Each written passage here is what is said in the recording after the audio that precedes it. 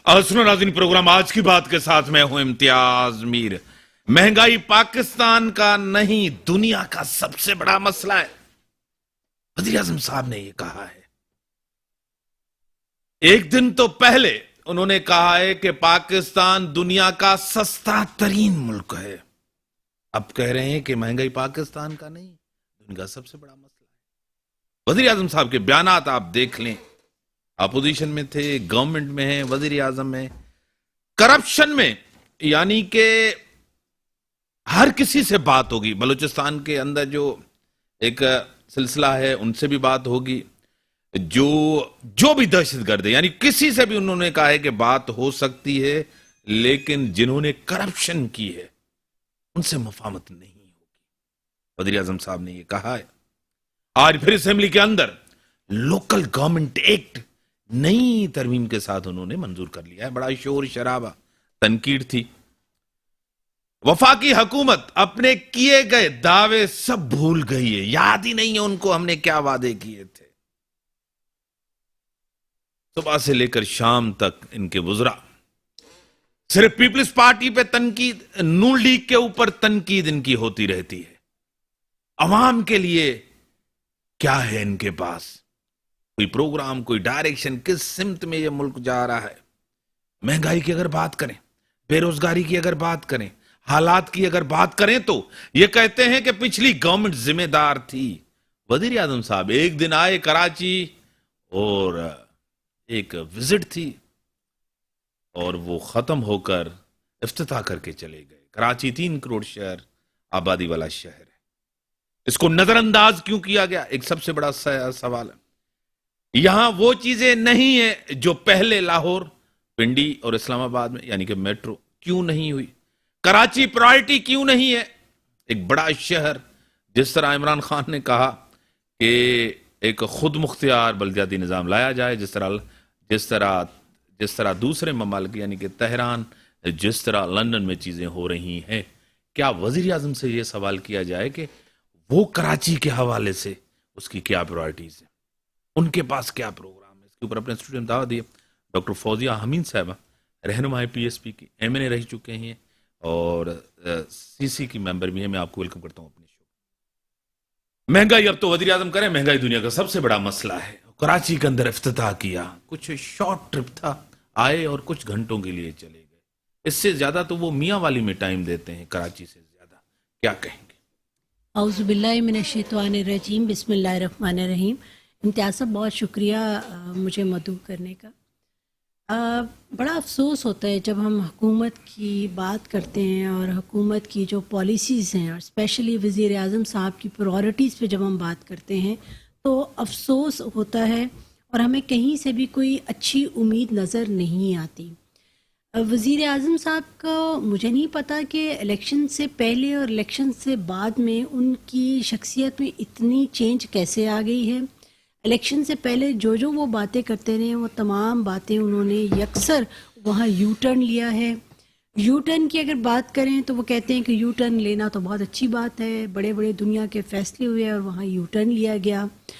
अब महंगाई की अगर हम बात कर रहे हैं तो वो ये कह रहे हैं कि पूरी दुनिया में महंगाई है। तो ये आप अपनी जो बैड गवर्नेंस है उसको दुनिया के साथ मवाजना करके आप पीछे मत छुपें। आप इस चीज़ को एक्सेप्ट करें कि आप नाअहल हैं, आप काम नहीं कर सकते, आप इस तरह से गवर्नेंस नहीं कर सकते। इस चीज़ को एक्सेप्ट करें और रियलाइज़ करें कि आप एक अच्छे स्पोर्ट्समैन तो हो सकते हैं, लेकिन आप एक अच्छे सियासतदान नहीं हैं। जिस तरह की बातें आपकी आती हैं गवर्नमेंट की तरफ से, स्पेशली वज़ीर आज़म साहब की तरफ से या फिर उनके वुज़रा की तरफ से आते हैं, तो यकीन करें अवाम में नाउमीदी बहुत ज़्यादा बढ़ती है। यही वजह है कि आप ये देखिए कि इलाकों में जो इनकी एक एकदम से हाइप क्रिएट हुई थी, वो हाइप ख़त्म होती नज़र आती है। लोग इनको गालियां दे रहे हैं और अब तो इनके जो इलेक्टेड नुमाइंदे हैं वो अपने इलाकों में जाते नहीं हैं। अगर वो जाएंगे तो यकीन करें अवाम इनको मारेगी, जूतों से मारेगी। तो वज़ीर आज़म साहब को मुझे नहीं समझ आ रही, अगर इनको आप कहते हैं कि आप जो है अपनी परफॉर्मेंस अच्छी करें, तो ये कहते हैं जी हमें 5 साल दे दें।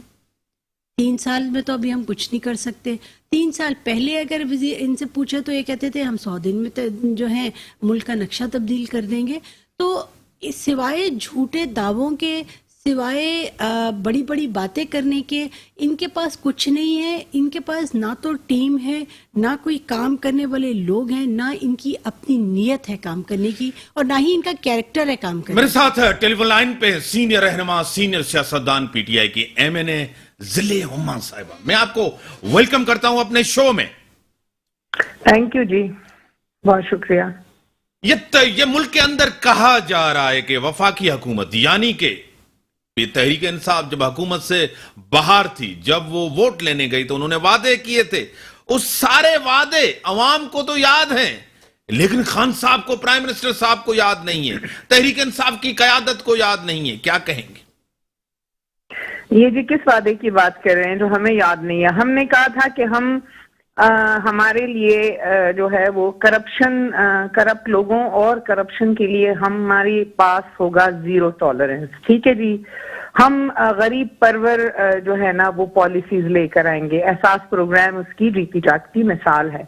हमने कहा था कि पाकिस्तान एक ज़राई मुल्क है और उसके लिए ज़राअत पर तवज्जो देने की ज़रूरत है। खुशहाल किसान पॉलिसीज जो है वो अनाउंस हो रही हैं और उनको सस्ते यानी कि बगैर सूद के कर्जे दिए जा रहे हैं, उनको फाइनेंशियल स्टेबिलिटी की तरफ लेके जा रहे हैं। और ऐसी जो है ना कहना चाहिए मार्केट्स जो कि जैसे आप हमेशा जो किसान को नुकसान होता है, खसारा होता है कि उसको एक्चुअल रेट नहीं मिलते अपनी फसल के, तो उसके लिए उनको एक्सेसिबिलिटी दी गई है कि वो डायरेक्ट जाके मार्केट में ऐसी जगह पे स्टोरेज और ऐसी मार्केट्स बनाई जा रही हैं जो कि उनके लिए इजी टू एक्सेस हों और वो नज़दीकी मार्केट्स में जाके अपने गले के मुनासिब दाम वसूल कर सकें। मिडल मैन का जो किरदार है वो खत्म हो गया।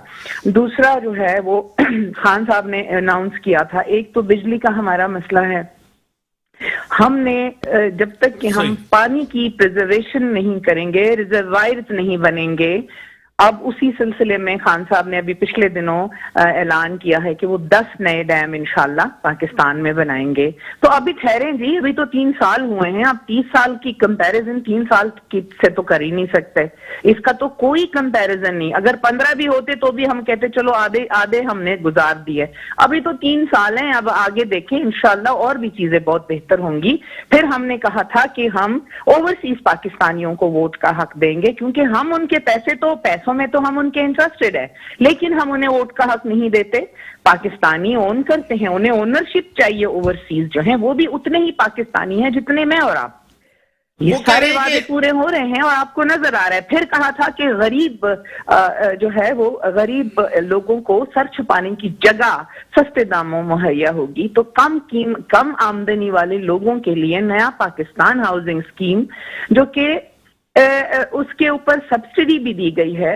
दूसरा, खुराक के ऊपर जो महंगाई का मुकाबला करें उसके लिए हमने सब्सिडाइज प्रोग्राम बनाया, वो किया है। एहसास राशन कार्ड जो हमने मुतारफ करवाया है।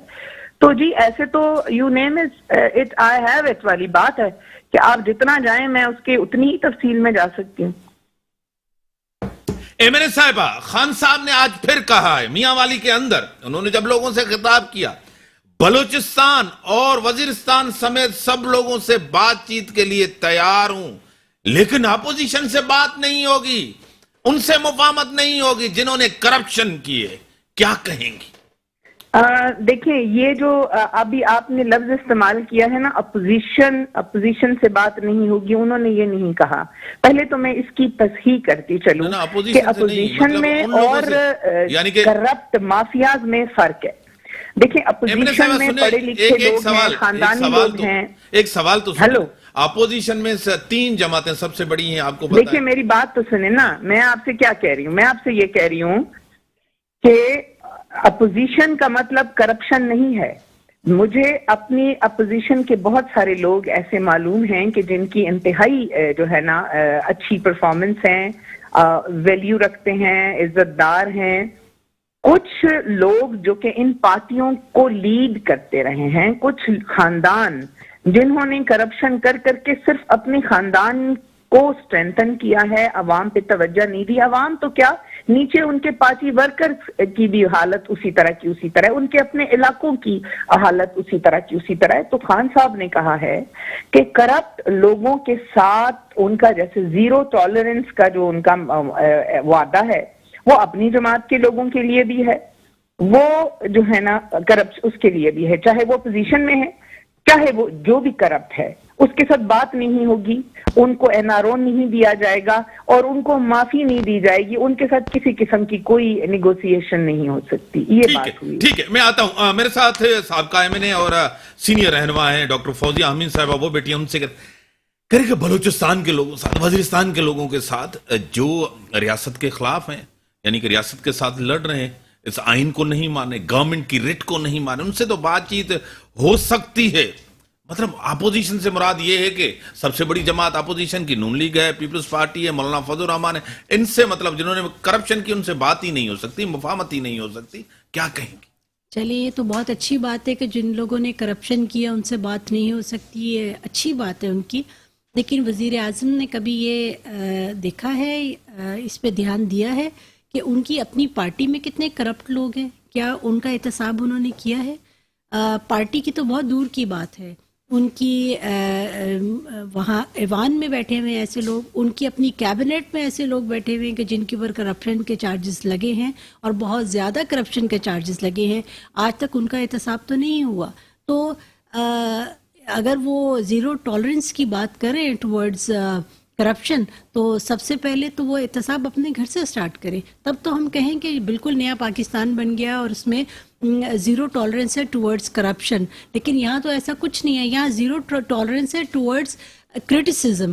آپ جو ہے کوئی بھی آپ کو کرٹیسائز کرتا ہے تو وہ آپ ٹالریٹ نہیں کرتے, چاہے وہ کسی پولیٹیکل پارٹی کا شک سے بلانگ کرتا ہو یا کوئی کسی ادارے سے بلانگ کرتا ہو, آپ کرٹیسزم کو برداشت نہیں کرتے. ضلع ہما صاحبہ, آپ کی کابینہ کے اندر باہر لوگوں کے اوپر کافی کرپشن کے چارجز ہیں, مطلب تو الزامات اس کے اوپر بھی ہیں, لیکن ان کو تو آپ نے وزیر بنایا ہوا ہے, پارٹی سے نہیں نکال رہے.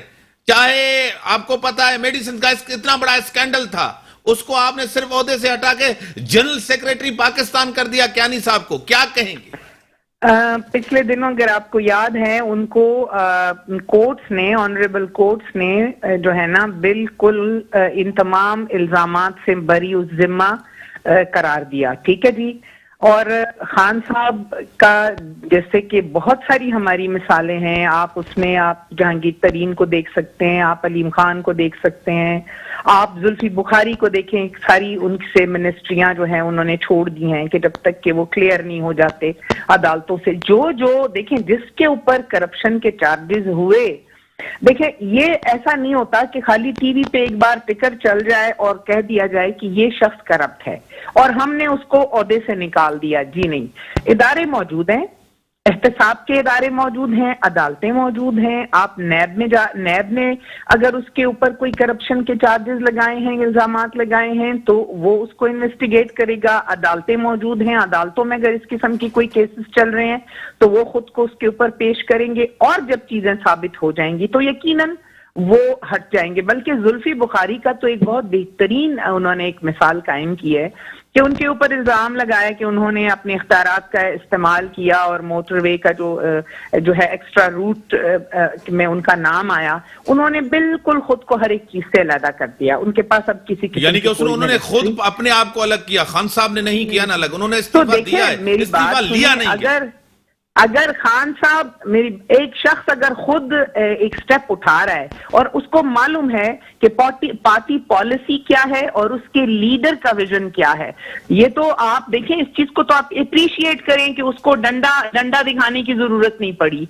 میں تو سمجھتی ہوں کہ یہ تو ہماری پارٹی کی ایگزامپلز ہیں, یہ تو ہمارے پارٹی کا پرائیڈ ہے کہ جو لوگ اس قسم کی حرکت جن کے اوپر الزام لگا, انہوں نے بغیر الزام ثابت ہونے کا بھی انتظار نہیں کیا اور انہوں نے ایک اصولی سٹینس لیا اور ایک اس میں جو ہے وہ قاعدے قانون کے مطابق خود کو علیحدہ کر لیا کہ چلیں پھر ضلع ہما صاحبہ, اگر اپوزیشن کے لوگ جو ہیں وہ جیلوں کے اندر ہیں, عدالتوں میں جا رہے ہیں, ایک ون وے یعنی کہ ون سائیڈ سلیکٹیو اکاؤنٹیبلٹی ہو رہی ہے, آپ کو خود پتا ہے. نیب کے لیے अदालतों के रिमार्क्स आपके सामने हैं। आप क्या कहती हैं कि नेब ने क्या क्या किया हुआ है माजी में या अब? ये मेरे रिमार्क्स नहीं है, ये सुप्रीम कोर्ट के, हाई कोर्ट के रिमार्क्स हैं, क्या कहेंगे?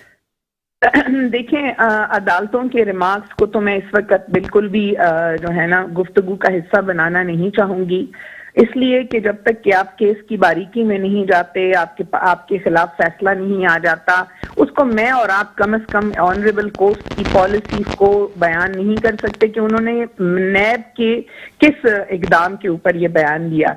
हाँ, नैब की इन्वेस्टिगेशन के दौरान जो भी लोग हैं वो पेश हो रहे हैं, जब तक कि अनटिल अनलेस उनको सजा नहीं मिलती हम उनको क्रिमिनल नहीं कंसिडर कर सकते। ठीक आपने कह दिया। बात यह है ना कि जिस तरह हमारी जो कानून में सिकम है, जो हमारा थाने का निजाम है, जो हमारा इन्वेस्टिगेशन का सिस्टम है, आप बताएं कि कोई एक भी शख्स किसी पावरफुल शख्स के खिलाफ खड़ा होकर सबूत नहीं देता, गवाह कोई पेश नहीं करता, वो असर रसूख के बुनियाद पर जो है ना वो निकल जाते हैं। ऐसी हजारों मिसालें हमारे माशरे का हिस्सा हैं।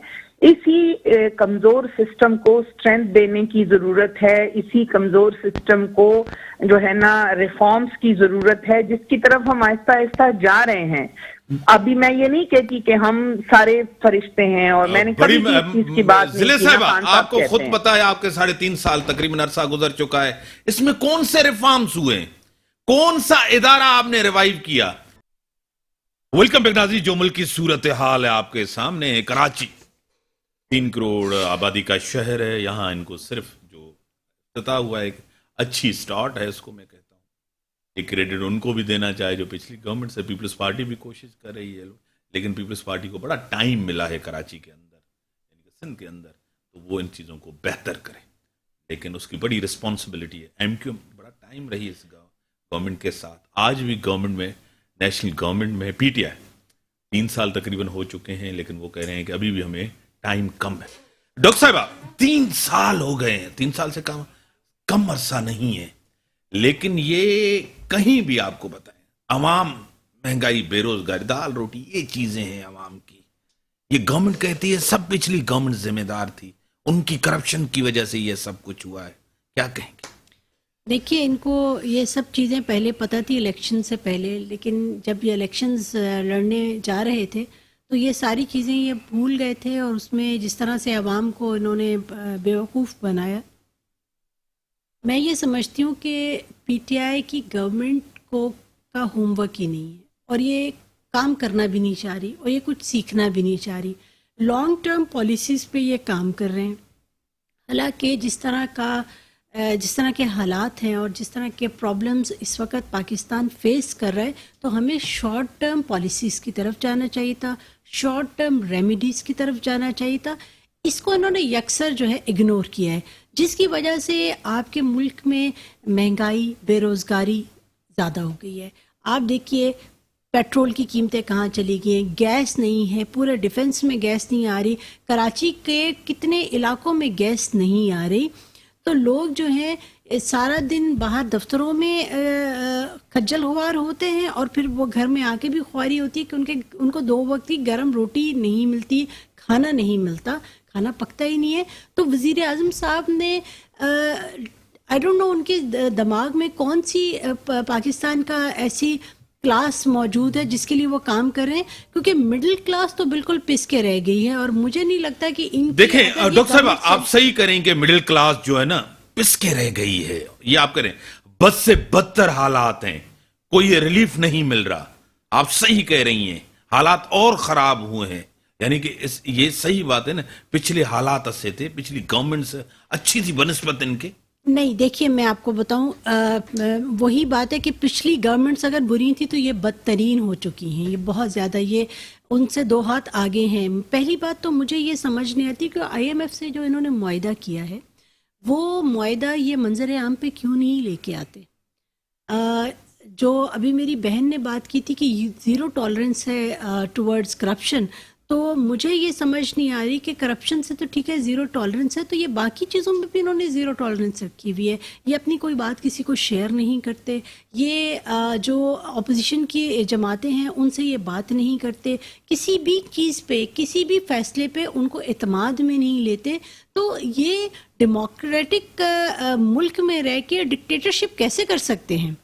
تو ان کو اپنے رویوں کو تبدیل کرنا پڑے گا. اگر یہ رویے ایسے ہی رکھیں گے تو اس سے نہ صرف ملک کو نقصان ہوگا، ہماری جو سیاسی ساکھ ہے اس کو بھی نقصان ہوگا، اور پھر اگلے جو الیکشنز ہوں گے ان کے جو ریزلٹس ہیں وہ یکسر تبدیل ہو جائیں گے. عوام ان کو پھر دوبارہ ایکسیپٹ نہیں کرے گی. ابھی تک انہوں نے جو عوام کے اندر جو پولیٹیشینز ہیں ان کی جس طرح سے ریپیوٹ خراب کر دی ہے، جس طرح کی ان کی خراب لینگویج استعمال کرتے ہیں، مجھے نہیں لگتا کہ آگے جا کے عوام کسی پہ بھی اعتماد کرے گی. آپ کو لگ رہا ہے کہ اس ٹائم جو یہ گورنمنٹ تھی، یہ آپ کے سامنے، ان کی گورننس آپ کے سامنے، کارکردگی آپ کے سامنے، پرفارمنس آپ کے سامنے ہے، جو اپوزیشن میں بیٹھے عوام کا ان کے اوپر اعتماد ہے؟ دیکھیے ان پر اعتماد ان پر بھی شیکی تھا، جس کی وجہ سے انہوں نے پی ٹی آئی گورنمنٹ کو جو ہے ایکسیپٹ کیا تھا، ان کو ووٹ دیے تھے. ان پر اعتماد نہیں تھا جب ہی یہ کام ہوا. لیکن اب انہوں نے جس طرح سے ان کو نا امید کیا ہے تو لوگ پھر وہ پرانا دور یاد کر رہے ہیں کہ وہی دور بہتر تھا، کم از کم اتنے زیادہ حالات خراب نہیں تھے، اس طرح سے خودکشیاں لوگ نہیں کر رہے تھے. کرپشن تھی لیکن جتنی کرپشن آج کے دور میں کرپشن ہوگی اتنی کرپشن نہیں تھی. کچھ بھی آپ دیکھ لیجئے، آپ لوگوں کی نوکریوں کی بات کر لیجئے. نوکریاں جس طرح سے انہوں نے آ کے لوگوں کو نکال دیا ہے نوکریوں سے، اور نوکریوں کے لیے کوئی جاب اپرچونٹیز نہیں ہے، انڈسٹریلائزیشن نہیں ہو پا رہی، آپ کا انرجی سیکٹر بیٹھ گیا ہے، تو ملک کو آپ آگے کیسے لے کے جائیں گے؟ یہ آپ کہہ رہے ہیں کہ جی ہم اب مڈل مین جو ہے وہ ختم کر دیا ایگریکلچر میں، اور یہ وہ کہاں ختم ہوا ہے؟ پہلے مجھے یہ بتائیں. آپ بات کرنا بڑا آسان ہے، آپ جو ہے پروف کے ساتھ بات کریں. یہ جو باتیں ٹی وی پہ کر رہے ہیں، جو میڈیا پہ باتیں کر رہے ہیں، ان کی باتوں کو ذرا جا کے ری چیک تو کیجئے کہ کتنی سچائی میں بات کر رہے ہیں. یہ تمام صرف لفاظی کرتے ہیں، لفاظی کی باتیں کرتے ہیں کہ وہ شخص خود سے چھوڑ کے چلا گیا، وہ شخص چھوڑ کے نہیں گیا. انتہائی کرپٹ لوگ، انتہائی کرپٹ مائنڈ کے لوگ، کرپٹ مائنڈ سیٹ کے لوگ ان کے ساتھ بیٹھے ہوئے ہیں جو کہ کام کرنے نہیں دے رہے. وزیر اعظم صاحب اگر کام کرنا چاہتے بھی ہیں تو ان کو کام کرنے دیا نہیں جا رہا، اور ان کے دماغ جو ایک ان کی شخصیت کا ایک حصہ ہے جو کہ ڈیموکریٹک ان کی ایک شخصیت ہے. بریک کا ٹائم، اسی بریک پہ کے یہ بعد آتے کام ہیں، کر رہے ہیں. یہیں سے بڑھائیں گے ناظرین، بریک کا ٹائم ہوگا، بریک کے بعد آتے ہیں. ویلکم بیک ناظرین. جو حالات ہیں آپ کے سامنے، اگر آپ ڈاکٹر صاحبہ ایک چیز آپ کے سامنے ہے، اب یہ کہہ رہے ہیں کہ ہم کراچی کے اندر ہم ایک ٹرانسپورٹ نظام، یعنی کہ گرین لائن کا منصوبہ کوئی گورنمنٹ نہیں لا سکی، کسی نے نہیں کیا، یہ سب سے بڑی ہماری اچیومنٹ ہے. لیکن اس سے پہلے بھی آپ کو پتا ہے اس شہر کے اندر ناظمی کے دور میں یہ گاڑیاں آئی ہیں، اس کی مینٹیننس نہیں ہوئی، بند ہو گئی.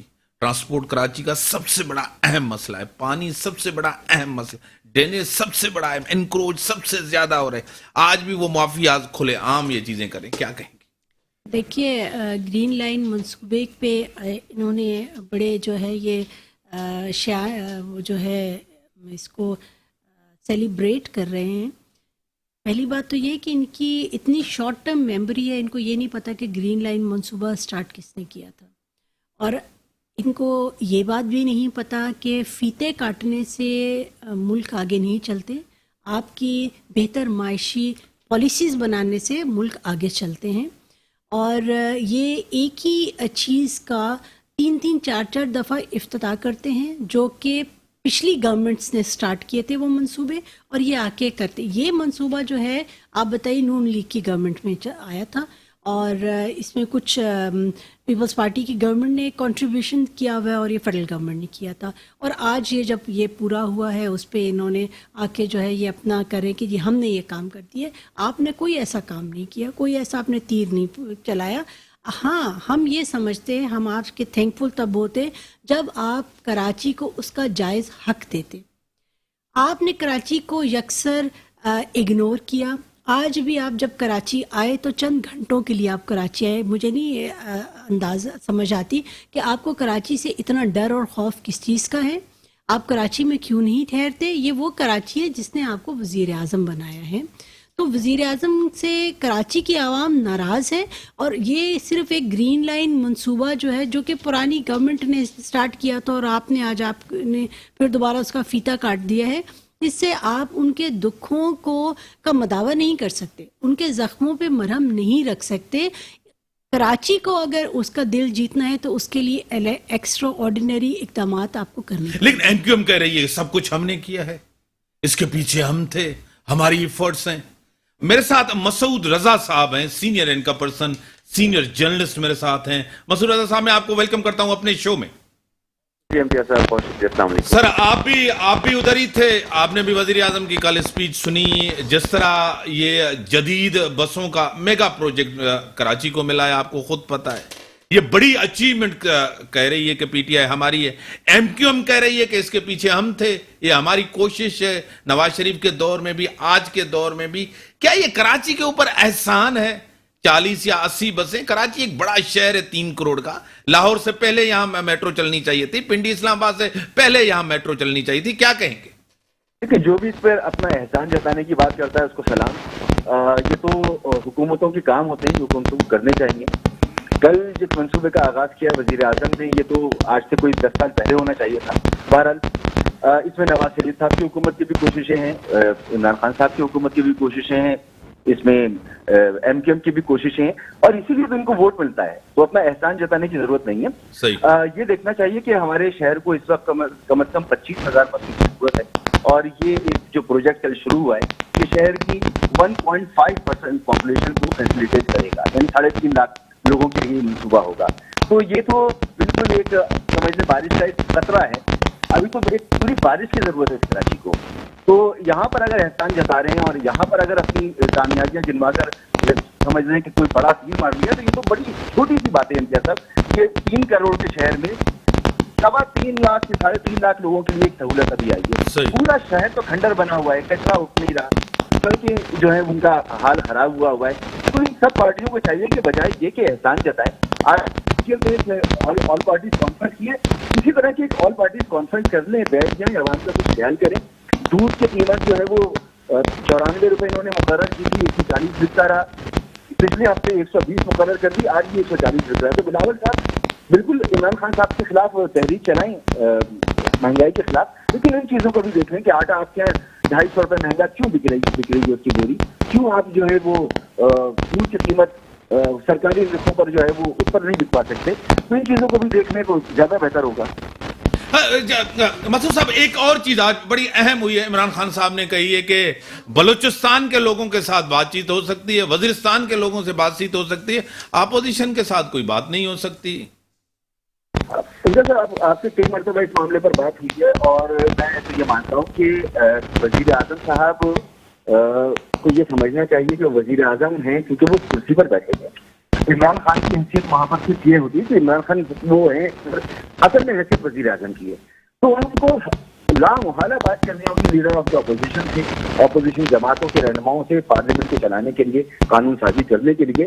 یہاں پر آنا اگر درمیان میں وہ لے کر آتے ہیں تو وہ پہلے دل سے کر رہے ہیں, اور وہ میں آج بھی کہوں گا کہ وہ آج غلطی کر رہے ہیں. اگر وہ احترام نہیں کریں گے آئینی ذمہ داریاں جو موجود ہیں, چاہے وہ لیڈر آف دا اپوزیشن ہوں, چاہے وہ دیگر اپوزیشن جماعتیں ہوں, صوبوں کی حکومتیں, ان کے ساتھ کوآرڈینیشن نہیں کریں گے تو وہ اپنا نقصان کر رہے ہیں. جو ان کو ڈلیور کرنا ہے وہ ڈلیور نہیں کر پا رہے, پہلے ہی نہیں کر پا رہے.